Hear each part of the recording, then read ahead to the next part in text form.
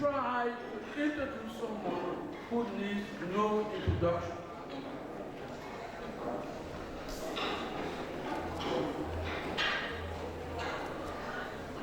Now you have given me a task that seems almost impossible.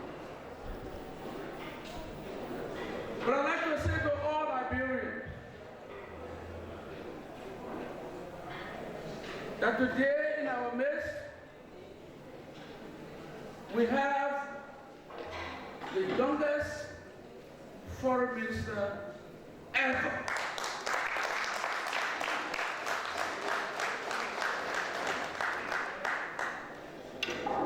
I was trying to document his achievement as a way of introducing him tonight, but that would take too long. And so I'd like to say to our guest speaker, Mr. Guest Speaker, these are your people.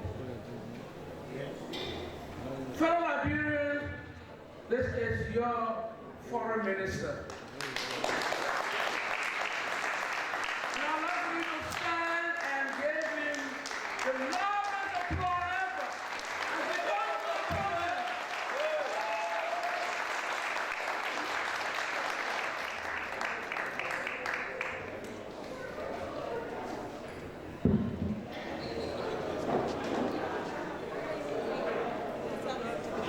His Excellency Wesley You have to wait, yeah? Liberian ambassador accredited to the Court of St. James, and other embassy officials here present, Mr. Prince Taylor, President of the Union of Liberian Organizations in the United Kingdom, and officials and members of the Union of Liberian Organizations in the United Kingdom, fellow Liberians, friends of Liberia, distinguished ladies and gentlemen. An anniversary is an important event in the life of an individual or a group of individuals. It is a point in the unceasing procession of time that makes a person to pause, take a mental flight into the past, and focus on some significant milestone in his or her life. But whether anniversaries conjure up good or bad memories depend largely on what has happened from the date of a critical milestone up to the present. Sometimes, if people look back, they regret the date a particular event ever happened. And each time in a year, the anniversary of that event comes, it brings trauma, or only replays a horror movie. However, sometimes, when people look back to the event that occasioned the observance of an anniversary, they are inundated with fond memories. They glow in the sunshine of the event that might have been a turning point in their lives for the better. Similarly, the date a country obtains its independence is a significant date in the lives of the citizens of that country. But again, whether an independence anniversary triggers elation or depression in the citizens of a given country depends on their evaluation of what has happened, or what has been achieved rather, over time. In other words, it depends on whether the citizens have just been counting the years leading to the latest observance of a particular anniversary, or have been making the years to come. Counting the years implies just going through the motions, depending less on efforts and solely or primarily unfit to determine one's destiny. Making the years to come implies making significant efforts such that each year brings achievements that build up into higher achievements in subsequent years.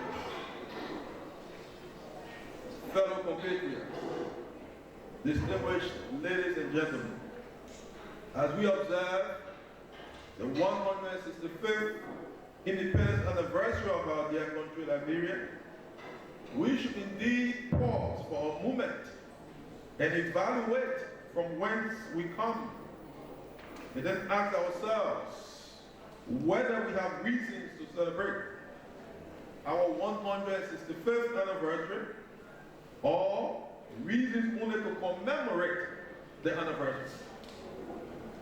Celebration implies that we have made our years of independence to count.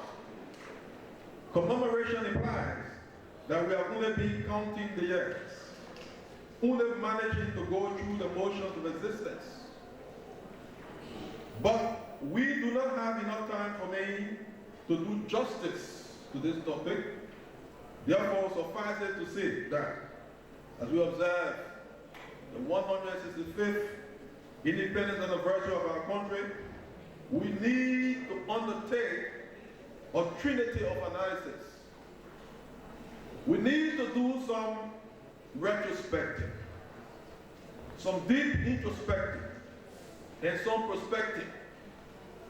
We need to retrospect on the distance we have traveled from the founding of our nation till this day. What we did well and what we did not do well. And if we could reverse the hands of the clock, what we could have done differently, which landmines we could have avoided, which chapters we would have written differently, and which prejudices we would have shown. Doing a deeper retrospection is important, but more important is doing some introspection. Where are we now? What circumstances and challenges are we confronting? What are our strengths and what are our weaknesses? Do we have the wherewithal as well as the method to meet the colossal challenges of today? Are we taking seriously the lessons of our past 165 years of existence? Are we slipshod with our individual and collective responsibilities? Thinking prospectively, what future are we working towards? And are we clear on what we need to do to get there? What are the threats, risks we see as we telescope the future? Is there a very huge iceberg ahead of us that could make our Titanic to sink if we do not meander away from it? Are we driving into the future, or are we being driven constantly adrift by the waves? These questions are teething, and answering them could require volumes of pages. Some of our compatriots, including various Independence Day orators, have chimed in with some answers from their various vantage points. But a casual glance of the team you have selected, quote, embracing Liberia's brighter economic and political prospects, are we ready?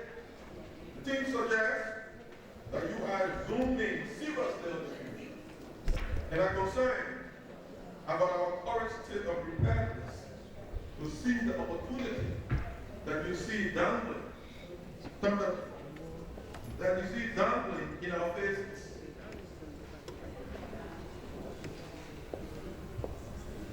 However, when I do a microscopic analysis of the team, I find it loaded with some assumptions that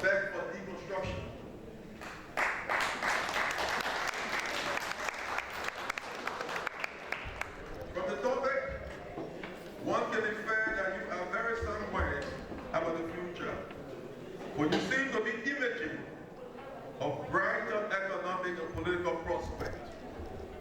I congratulate you for your optimism, because ever since I read Norman Vincent Peale's The Power of Positive Thinking and came across the concept of self-fulfilling prophecy, I too love to think positively, because I believe success comes from firstly implanting in our minds huge structures of positivism, and failure is a show by hosting huge, debilitating parasites of negativity.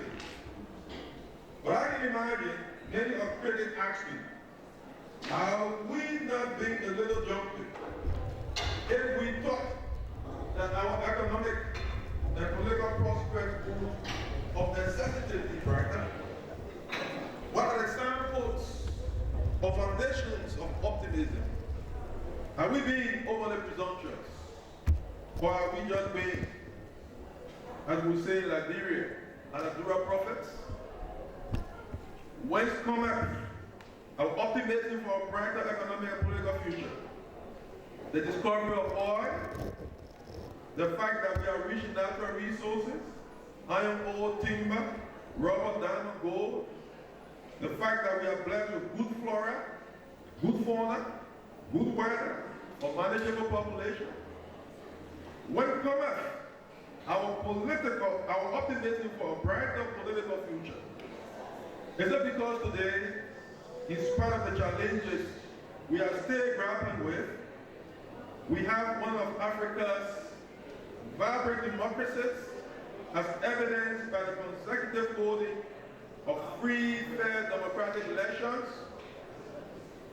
Is it because today, unlike in the past, we have three independent branches of government countervailing each other as they coordinate in the conduct of government business? Is it because we have more than 20 political parties, or because we have more than 10 newspapers, more than 10 FM stations, all operating without intimidation from the government? Or is it because we have no political prisoners in jail?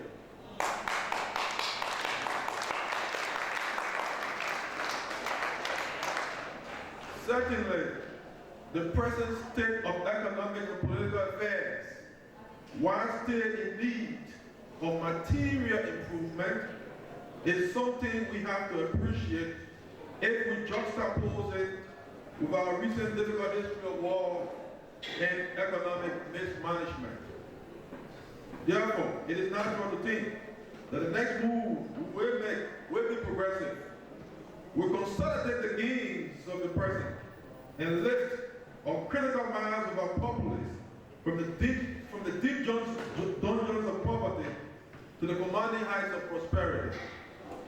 However, we should remember that if we are trekking on the road from south to north, and at a particular point in our journey, we should not assume that every minute that passes will take us nearer to the northeast destination. At any particular point in a journey, a host of possibilities opens up depending on what steps we are taking. If we take the right steps, we get closer and closer to our destination in a limited time. If we take the wrong step, we may actually be taking backslides to where we came from. If we misread the road, we may veer off completely and find ourselves lost in the woods, or like Alice in the Wonderland, run and run, only to find out that we have not moved an inch. Fellow compatriots, distinguished ladies and gentlemen, at this point in our economic and political journey on the road from south to north, a road littered with landmines, a road that has many confusing intersections and confusing samples, and I want to focus briefly on a few things that we might do or must not do to meander away from the landmines or take the right path, even when we are at a confusing intersection. Let me state clearly that my list will certainly not be exhaustive. And I encourage every one of us here and pundits everywhere to continue to reflect and make suggestions on how we can continue to safely march forward. In order to march to a brighter economic and political future, we must concentrate on ensuring what I call intergenerational equity.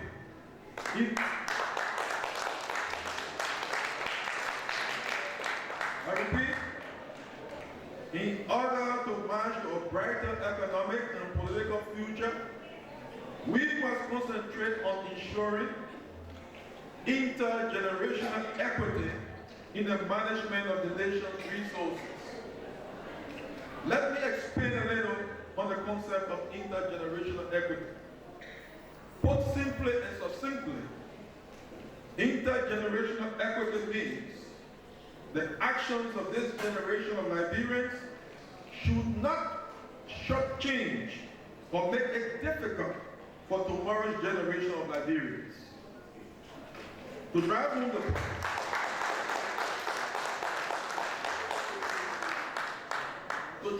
the point, let us think of the development